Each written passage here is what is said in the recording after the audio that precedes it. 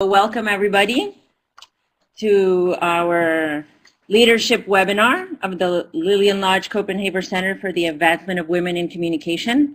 We are just completing our first year of operation, and we are delighted to have the last webinar of the semester. The mission of our center is to empower women, scholars, and professionals in the field of communication to develop visionaries in both the academy and the industry who will become leaders in society and make a difference in their communities. So one of the things that we do to help women become leaders in the communications industries are these webinars with leaders in the communications industries. So I am delighted to introduce our speaker for today. Joann Seiling is a professional search consultant and sales trainer with over 20 years experience.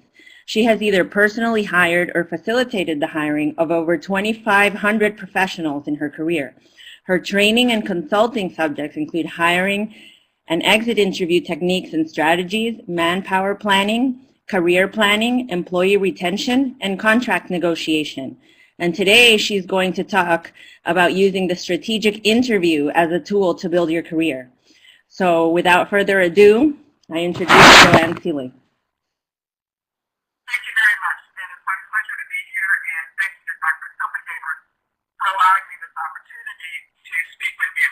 I am a former student of Dr. Copenhagen, and I do have a degree of Bachelor of Arts in Journalism from the University of Wisconsin. For both Dr. Copenhagen and I are masters. It's my expectation with this conversation today that you would hear because nobody wants just a job, but is planning for a career. And I do hope that to the best of our ability technologically that this will be an interactive session. So please feel free to ask questions at any time during the session. And I do have a colleague who will be here to help me as much as possible. I like to say technology is our friend, but today I think it's going to make a liar out of me if that's the case. As a trained journalist, you have been taught to interview as a basic skill that is refined by experience. Yet, in my experience, the experienced interviewer is frequently a poor interviewee, especially in an employment situation. Traditionally, an employment interviewer is, regardless of that situation, responsible for directing the flow and pace of the questions and answers. Answering a few questions themselves, specifically about the company and about the position for which you are inquiring. Because you yourself are not driving the interview, it does put you in a position where you may be uncomfortable and in unfamiliar territory. So that's talking about yourself, and a lot of journalists aren't real good at that. Hopefully you guys are all different. I would like to share with you that over 20 years I have found to be very proven techniques and strategies that I have used on successfully more effective interviews. We're going to discuss a number of topics during this: objectives of an interview, separating yourself from the pack, interview traps and how to manage them, volunteered information, please never lie, but spin is acceptable, defining the expectations of the employer, defining and refining your personal expectations and goals, the part I like to call show me the money, bad interview, follow-up, getting the offer, negotiations, and my very favorite part, never ever. Let's establish the basic vocabulary so that you understand exactly what I mean when I use certain terms interchangeably. HR, human resources, talent acquisition, and the interviewer to me are interchangeable terms. Is HR always involved in the process? Well, the simple answer to that is the larger and more diverse the organization, the larger and more diverse and specialized the human resources department. The HR specialist will generally be your primary point of contact, make offers, and unfortunately be the person who will let you down, because they are rarely the decision maker. But be nice to HR, because when they're impressed with you, they will advocate for you for other opportunities within the organization and give you an early lead, whether you know it or not, ahead of other people who are yet to apply. The hiring justice of sound. That's the decision maker, and very likely the person to whom you'll be reporting, either directly or indirectly. This is the person in operation delivering the product, ensuring that things come in on time, on schedule, on budget, to the quality that's expected. This doesn't make any difference what the industry. The hiring manager is the hiring manager. This is a person that you will need to charm with your education and your capabilities and develop a relationship with. The candidate or applicant is you. In my philosophy, you move from becoming an applicant to a candidate when you are a contender with an interview in hand. Congratulations. You know, you got an interview. At that point, it really is only yours to lose. The employer, company, or organization is the business entity for which you're seeking employment. Something just happened to the webcam, so I'm going to start that and keep going. And hopefully everything is fine. Presentations. Presentations are a term that I like to use in which you relate the facts and events that tell your specific story. Well, people call it a story, but I like to say it's a presentation because it's generally written in a very, very, very abbreviated fashion. In my experience, I think it's very effective in dealing with particularly difficult or emotional situations, actually, when they need or should be discussed. The golden rule is never, ever, ever lie, okay, because it will always come back to bite you in the butt. The other thing is that it's not a good idea to tell what I call fish tales. Fish tales are have a tendency to become larger and more grandiose as time goes on. Everybody following me so far? Am I going to get any feedback at all? Okay. What's the actual purpose of an employment interview? Well, a lot of people say to get information. Truth be told, the employment of someone saying I'm not intelligible. Can you hear me if I move closer to the microphone? Okay. Would you like me to start from the beginning? All right. What is the purpose? I'm sorry about this, but I've got my phone hooked in because it's low on battery, and I'm going to hold it right here. So it's not going to be pretty, but you should be able to hear me better. Is this better? Yes. Thank you. Okay. The actual purpose of the employment interview is an offer. Basically, without the offer, you have nothing to show except a little experience. You can get a lot of experience, but the bottom line is you need an offer. Well, information gathering is extremely important. In this day and age, with the technology that's available to you online, you should be doing the bulk of your information gathering prior to walking into an interview, whether it's a phone interview or an in-person interview. The internet, LinkedIn, and a variety of other research tools will yield a wealth of information if you invest the time to look and understand how to interpret it. Don't waste valuable time in your interview asking questions that you should have already researched. The expectation today is that the research will be completed before you arrive. So what should you be researching? Well, the website. This is how the company wants itself represented. They have editorial control. They pay people to do it. They know exactly how they want to be seen and perceived in public. Utilize Glassdoor and LinkedIn. These and other websites will help you understand how the employees see the company. Why is this important? Well, if you're going to work there, you might want to know how the people feel who are actually already working there. How does the world perceive the company? You want to look into the news and the press releases and the mentions in the media, particularly the news and press releases sections on their website, and then compare them to the mentions in the media. Try the local business journal, industry resources. This will help you how they're branding themselves. How diversified or specialized is the company, the organization? Take time to look at a few years of annual reports, because you may not be able to read the financial statements in those annual reports, but you will definitely be able to read about the net goals, references to the corporate business plan. Why is this important? Well, you need to know who you're going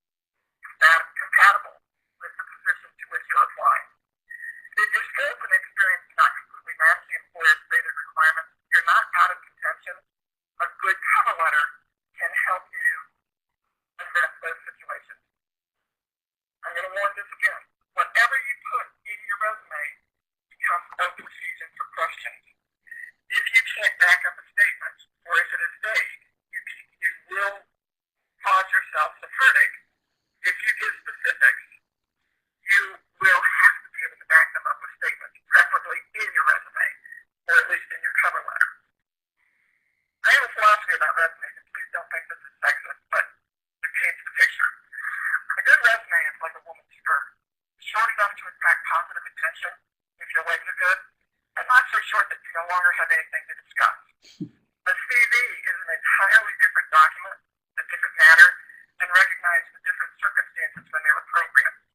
Neither document should replace a face-to-face meeting, but yes, there's ample opportunity for TMI. Now we're going to the interview. So you've been contacted, you've scheduled a meeting. Well, what can you expect? They're going to either offer you or tell you that you're going to have a phone interview or a face-to-face. If you're lucky, you'll have both, but let's start with the phone interview. The phone interviews at this stage are becoming more and more norm for initial contact. Why? Well, that's because of time management. That's the biggest reason. Also, the ability to evaluate the interviewer without being swayed by a candidate's mannerism and appearance. People can be fidgety when they're in an interview. When you're in a telephone interview, you can be in your pajamas and nobody will know. But you do need to be careful because they can be impersonal. You do need to find a way to project yourself over the phone. The difference would be, let's see, we've lost the webcam again. The difference would be is that, it looks like it's on my end again. I apologize. The difference being is that you have an opportunity to inject your emotions, your facial features, lean forward, which is a sign of interest in body language, when you have a personal interview. You can still sell yourself. You just need to have prepared to think about how to answer the question. It is a lot easier to reject a candidate that you've never met face-to-face. And also, people used to line up candidates 5, 10, 15 deep in an office and then just go one at a time. And they'd have ample opportunity to chat with each other about, are you going in, what do you do, those types of things. In a telephone interview, anonymity between candidates is complete. When you are offered a telephone interview, it's not inappropriate to offer to Skype or web conference. Do not FaceTime. If you're FaceTime, you're using the exact same device to FaceTime as you are to talk, and it can be very distracting. It does show that you're comfortable with technology, not afraid of being seen, and you're simply asking for that face-to-face meeting. The interviewer can't become more personal by establishing that personal connection. The interview can become more personal by establishing a personal connection. Speak to company milestones, major events in the area, but above all, be succinct and sincere. And the reason I say to speak to those milestones, that is a way to establish a connection with your interviewer, and you can be very brief. You know, it could be the weather, which is kind of fancy, but the other thing is that it could be a traffic accident or something that's going on in town. Skype or web conferencing will usually be declined for very specific reasons, generally corporate policy. But should the hiring manager be unable to schedule face-to-face interviews, this is a very viable option, particularly if there's travel involved and you want the job, you're willing to relocate, but they don't want to pay to have you come in. I suggest that once you ask, and it's offered and declined, you take messages being received. The HR professionals, as I said before, are a gatekeeper and primary point of contact. They evaluate all candidates on several basic conditions: education, skills, and your suitability for that particular opening and for the company and other opportunities. As well as providing the candidates information in various areas, but very specifically in corporate policies and benefits. Don't overlook this part of the interview process, as the information is being very valuable in making a decision. We'll actually discuss that a little bit later, but they will at that point discuss it as being part of your compensation. There are always exceptions. HR will conduct a lot of interviews for every position in the organization, and while they are all broadly familiar with every position, more often than not they are not intimately familiar unless they specialize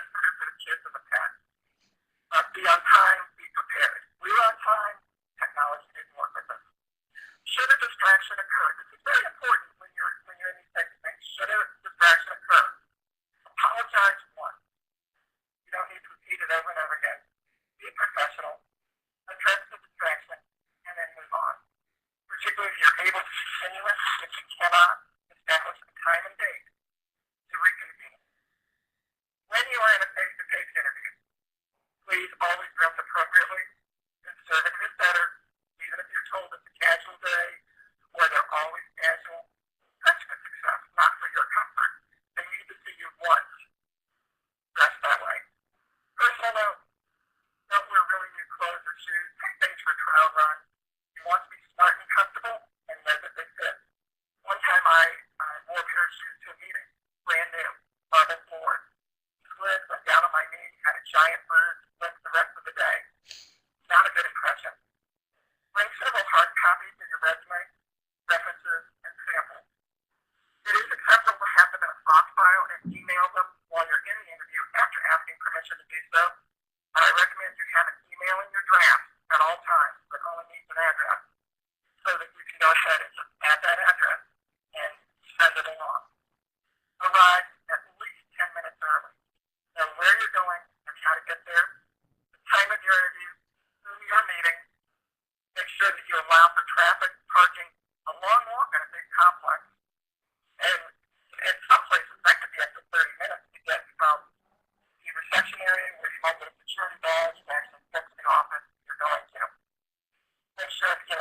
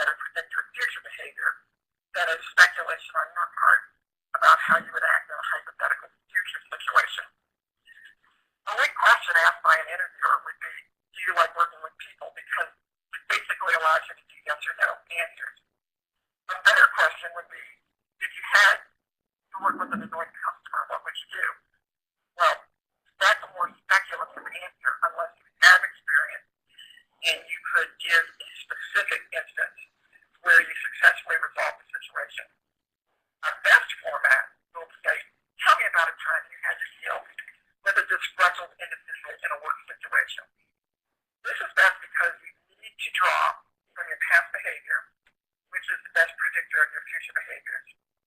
Behavioral interview prompts will often ask you to describe or give an example. They are usually not questions, but are statements for your response. Okay? So one might be, describe a time when you were faced with a problem or stresses at work that tested your coping skills. What did you do? Generally speaking, these types of questions are going to start with describe, give, tell me about. Okay? Responding to these types of questions, never be vague, never be general. Be as specific as you can, but again, remember brevity. I have a list of questions, which are examples, which I'm going to email so that they can pass out as examples of questions that you might be asked of this type. Behavioral interviewing is not exclusively the domain of human resources. If you're dealing with people a lot, you can be expected to be asked to respond to this question at any stage of your interview. So now we're going to talk about more preparation. Okay, prior to your interview, review the skills, abilities, and characteristics required for the job. Search your memory for occasions when you demonstrated these skills, abilities, and characteristics. Make notes so that you can prepare yourself to discuss in a factual, specific way in the interview your response. I'm a big believer in using a 3x5 card, old-fashioned 3x5 card. They allow you to develop, practice, and refine, and be consistent when you're making these presentations, these answers that you will be making in your interviews. Okay? Don't expect, like I'm doing right now, to read directly from your notes in an interview. Use these notes to prepare yourself and to practice. I found that over the years that if there's a particularly difficult situation that may have come up, or an emotional situation, they're usually hand in hand, that if you take the time to put down the facts and you can discuss it without any emotion, actually, it'll be accepted, it'll be moved on, and it's covered, things are fine. Potential sample interview questions or preparation, okay? Again, most interviewers are going to ask you and everybody else they talk to the same 5-10 questions. And again, the most informative questions are not yes-no questions. And you can trap yourself with yes-no questions, so be careful about that. The questions that you will be asked, particularly as new grads, is what are your long-range goals and objectives for the next 7 to 10 years? Have you already thought that far out? They're only looking for the things that you're looking to do professionally. They really don't want to know if you can volunteer it and it's dangerous territory. Are you going to get married and have children? What are your short-term goals and objectives for the next 1 to 3 years? Okay, if you're going to graduate school, that's a reasonable thing to tell them. And it opens up a line of conversation. Do you have a plan to achieve your goals? Now, I just ask that as a yes or no question. Okay? Because if you answer yes, they're going to ask you to elaborate. What rewards do you expect in your career? This is a potential trip-up question. If you relate it only to the financial, you're kind of shallow. Okay? They're going to look for an individual who is looking for professional advancement. They're looking for somebody who wants to get better. They usually get a lot of drones, but generally speaking, they're looking for the exceptional person. How did you choose the career for which you're preparing, for which you're interviewing? They'd like to understand your thought process. Again, be clear and be brief. What are your strengths, weaknesses, and interests? That one can be a giant Pandora's box. How do you think a friend or professor who knows you well would describe you? That's a very important one. It's a good idea to ask people, if you're called and you're asked to speak about me, okay, can you share with me what you're going to say? Some people will tell you, well, they prefer not to. That's a good indicator that they think that you have some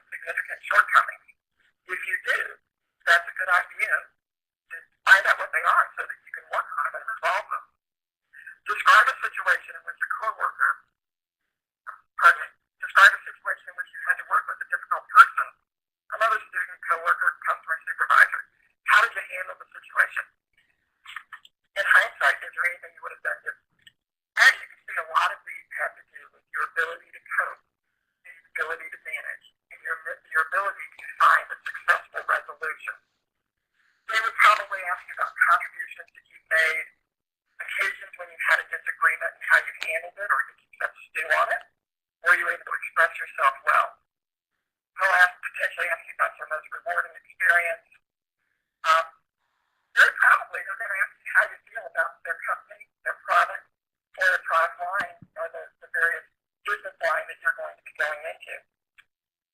Don't be surprised if you're asked what subjects did you like best, did you excel in, what did you like least, and why. So again, there's an entire laundry list of questions that they could ask you. And they might ask you, are you willing to spend at least 6 months as a trainee? What I haven't covered here, which I will cover later, is the areas where you can volunteer information and where they cannot ask you, where they cannot go. And that is a tricky area, and if you're not familiar with it, it's something we do need to cover. That's four. What are they looking for? Defining the expectations, of the HR person, of the hiring manager, of the corporation. They may come straight out and tell you if you're very fortunate. And if you're very fortunate, they'll be extremely clear. But this is where you really need to observe and analyze what the cues include and analyze the things during the course of the interview that you have with anybody. But there is one question, which is the biggest trap that you can have. And tell me about yourself. And that might seem like it's open season to just share abundantly. And it's very innocuous and very, very dangerous. The interviewer is interested in information about you that really relates to your qualifications. You need to be likable without question. And preparation, again, is 3x5 coverage, knowing that at some point in time you're going to be asked to tell people about yourself. It's critical. This is where you're going to process and strategically control the flow of information. Not mindlessly or just off the cuff. Off the cuff, no matter how good you are, unless you're a world-class debater, is dangerous territory for most people. And again, those off-limit things on your marriage status, your age, your domestic status, meaning non-platonic roommates. Do you have children? Do you own a rent? Religion? Your financial status? Political affiliation? Disability? Medical history? Planned child marriage or domestic partnership? Family, daycare situation, working or supervising the opposite sex. Those are all of the off-limit questions. If you consider it relevant, and you choose to do so, you may share any of this information. But once you do, again, it becomes open season for questioning. There's reasons why they can't answer these questions, and they cannot make their evaluations on this subject matter.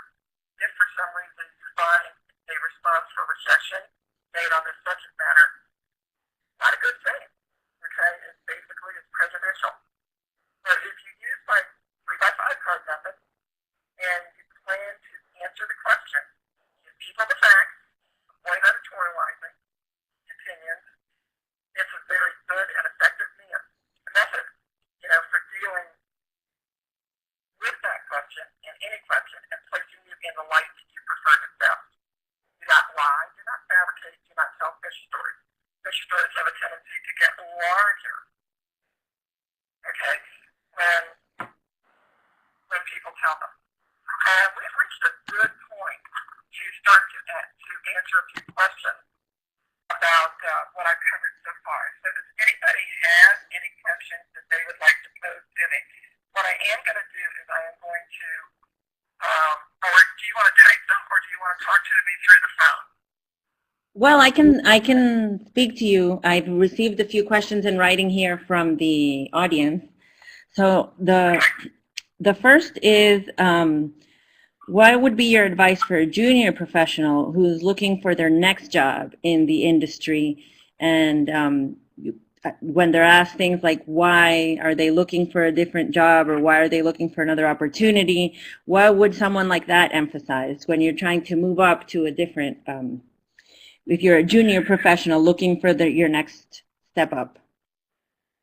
Well, you phrased it appropriately to indicate that I'm looking for the next stage in my career. If you've maxed out what you can do where you are and you're just doing more of the same thing,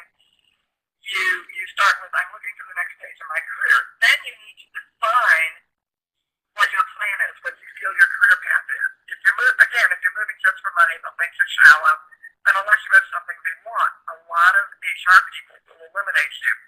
The other thing is that most employers will think that you're going to move for money again as soon as you get more money. So it's quite important that you have some semblance of a plan. And there are some people who are just very lucky in life. Things fall into their place. But if you are actively going out and looking, and as a recruiter, I should explain that much of what I would do would be to have a client company come to me and say, we need somebody that can do A, B, C, D, and E.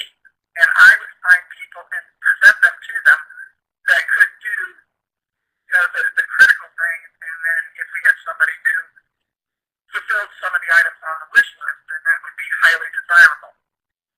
Those people are recruited, and they immediately get into a different category. But if you are responding to a posting or sending something in without there being a posted opening, doesn't mean there's not an opening, but without a posted opening, then you are in that situation where you must really justify why you are out there looking. Even if you are recruited, they will want to know, why are you interested? So I don't ask you, why are you looking, because they'll understand that you've been approached. I have a follow-up question, which is, what other things do people look for in jobs besides financial? What suggestions do you have when they're asked, what are you looking for in your next stage besides a higher salary? The number one reason in the world why people leave their jobs is they don't like who they work for or who they work with. So if you end up finding that you are not compatible with the people in your workplace, or you're always in conflict with your boss, and there is a way to answer that question.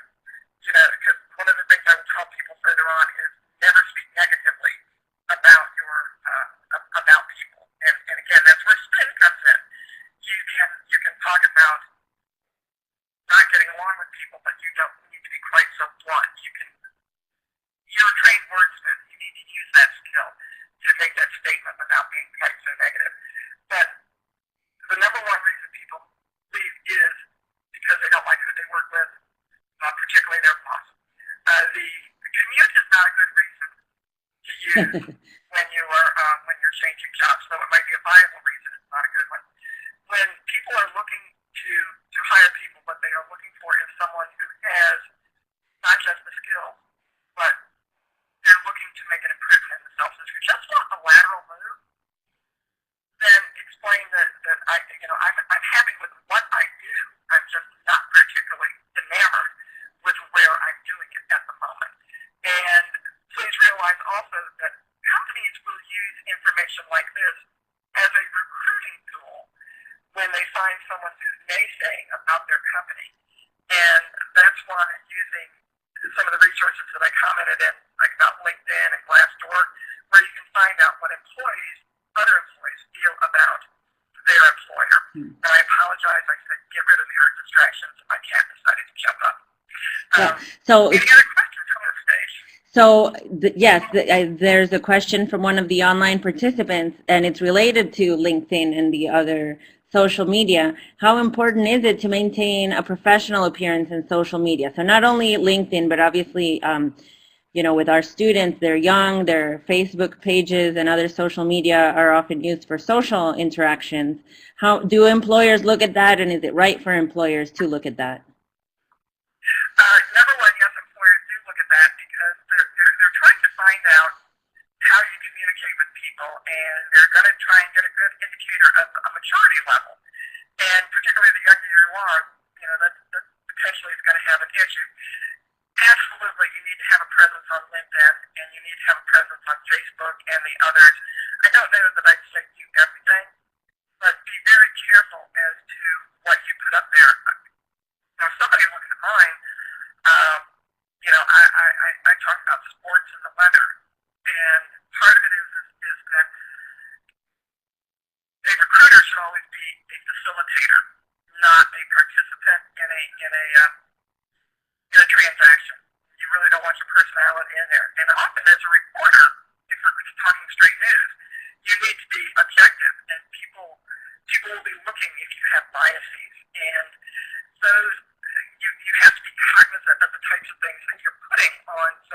Right. People hear this all the time.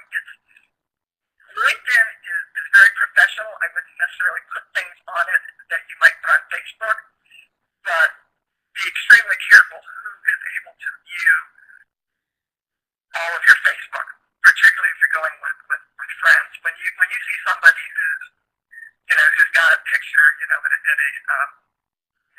on a beach in Mexico during spring break, and is seriously inebriated, that's really not the way you want your profile picture to be. But an attractive, casual picture is highly desirable for both of those media. Okay. So we have another question from one of the audience members. And the question is, how would you advise millennial graduates who are digital natives and very, very expert in all things social media and technology when they're operating in newsrooms or in other work environments that are not on the digital route? How can young people in the workplace educate others about the importance of digital, especially in communications? You can educate people. You can show people who don't know how to do it how to do it. One of the things, and again, I prefer not to speak about myself personally, but one of the things that I had encountered was an employer who didn't want to spend money on technology. His philosophy was that email was too impersonal, but it was, of course, I've been doing recruiting for a long time. So much of what we had done was on the phone. So what I had done was he didn't have a corporate email account, so I created a personal email account, and I was emailing back and forth with my clients because it was a much more effective way to utilize their time and to lower my frustration level because I couldn't get them on the phone. And then eventually he said, okay, fine. So he did the website, he got the email, we had an email address. I didn't like the quality of his hardware. So what I did was I went out and I bought my own laptop because I was moving at a faster pace. So I educated him. And granted, I spent my own money. I was fortunate enough to be very successful and able to do that. But I educated the owner of the company on how technology would be our friend. I think the thing that those people who've been very reticent about embracing technology just need not so much a nudge, but they need a follow me, let me show you how to do this, and not somebody who has lightning fingers on a keyboard, but someone who's patient and will show them, take a particular situation, and show them how it would better them to do it. There are always those people who will never want to do it, and they don't want to take the extra time to be able to take a course in it. But if you show them, their curiosity will be piqued. If they're successful, then you can show them a little bit more. So I don't want to say it's dragging them into the new technology, but a certain amount of it is. If you've got a newsroom that isn't up to date, that might actually be the very best reason that you can express as to what your motivation for moving is. I'm very technologically oriented. I don't want to be left behind. They're not making any effort to improve the situation. I will never be able to meet my goals, and you have to define your goals in order to be able to stay current and stay on the cutting edge. So a related question from someone online is, how honest should you be in your interview, especially regarding, not regarding fishtails, but regarding to your proficiency with particular skills? Because for a job, they might be looking for someone who is proficient in X, Y, and Z software, for example, and you may not be expert. How is it normal and okay to exaggerate a little bit about your skills, not lies? Okay. I would never exaggerate about my skills, but by the second statement, I would not understate them well. And you may compare yourself to somebody next to you who is just a whiz bang and you plod, but it doesn't mean that you don't have the skill set. It just means that you aren't as quick as they are. So proficiency and speed are two entirely different things.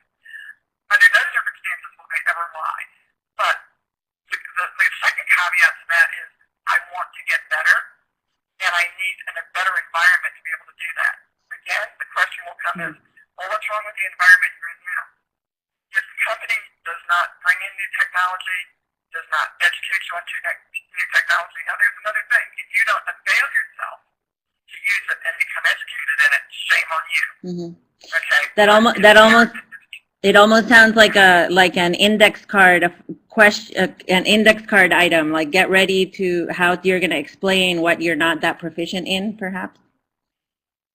It very much is. Again, one of the things that I personally like to see, and it's just people put on a resume, is, and I call it technology, so that you indicate what they're not so much interested in what computers you're interested in, but in what software that you're proficient in.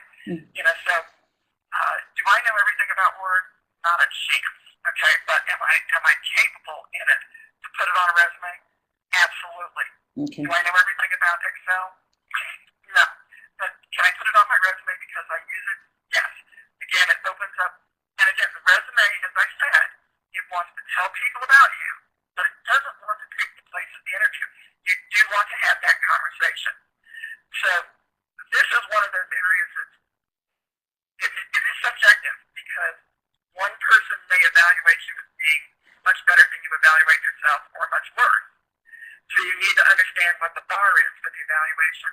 And you may not understand that until you get in, but that's why you don't want to, unless you are truly an expert, you do not want to state your level of capability as far as technology goes on your resume.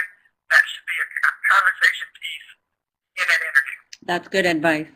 So we only have time for about a couple more questions. We have one from someone here in the audience. Yes, if I have a phone interview, how should I end the conversation?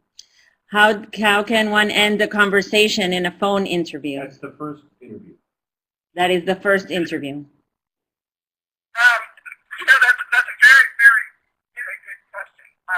What will usually happen, okay, is the interviewer will have allocated a fairly specific amount of time, because they're going to have a number of these generally set up back to back, and they're going to have to be late. If I was, I got to tell you, I only got to page 10 out of page 17 of what I was talking about. One of the things that you will do as an interviewer will ask you if you have any questions, and that's a signal that the interview is starting to wind down. And you do need to be prepared with questions if they have not already answered them for you. And so generally speaking, as a candidate, you will never have to wind down an interview. So if you have found, and this is again kind of dangerous territory, if you have found during the course of this conversation with the interviewer that there's no way that you're interested, qualified is a whole other matter, but interested in what they're talking about, you can politely in that interview and just say, I think that what we are on is not the thing for me, and I don't care to waste your time anymore, and make it all about them. Not about you, but make it all about them. And that way you can gracefully allow yourself out of it. So it is permissible to do that. So I don't think you're ever going to have to end up an interview. Ever. Based on my experience. Does that answer unless your it's question? somebody who's very inexperienced and it's going to take a very long time. Before we wind up, I want to finish up with a couple things. Every interview should always be followed up. Okay, you do need to follow up, preferably with a written note. Typed is best because it's both legible and it's both clear, and do it in not less than 2 business days. Handwritten is nice. It's very personal. Email is okay. At least you've gotten a response done. And the thing that's important is that you're able to reinforce what you can bring to the company. Anything you've forgotten to mention, you're going to be able to mention it then. And if you need to provide follow-up with any information, do that. And if you have just 1 minute, I'd like to go through the always and the never-evers, because they are important. Always dress appropriately. We said bring several hard copies. Arrive early. Shake the hand of the persons that you are meeting with. I know in South Florida, hugs are very common, but not a business situation. Okay, after you work for them, I am clients who insist on a hug. But we have a long-standing relationship. Ask for a business card if you're not offered one. Ask for one, and you must have the correct spelling of the names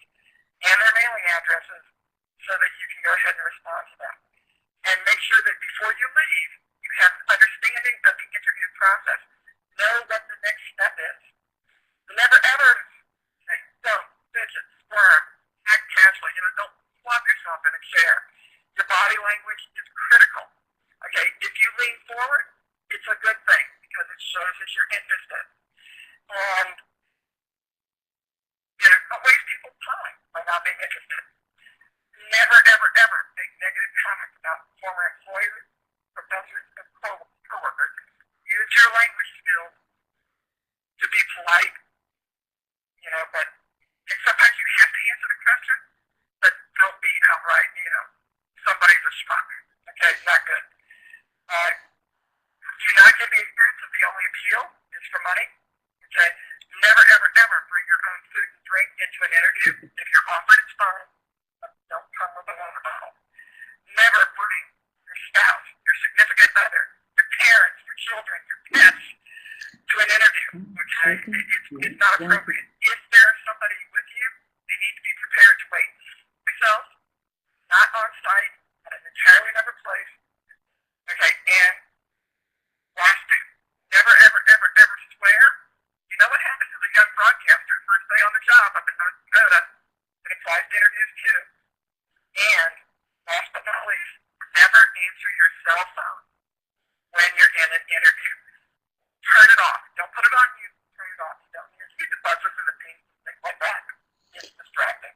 But thank you very much for allowing me to contribute. I will be emailing some list of some questions for everybody to look at.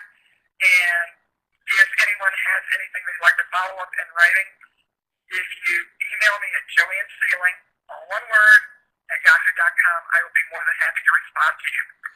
And again, thank you very much for the technical difficulties. Thank you very much for participating, and you've provided a lot of really interesting information, and we would very much like to post your questions that you're going to send together with the video of this presentation. So we appreciate your time, and thank you for those that joined us online.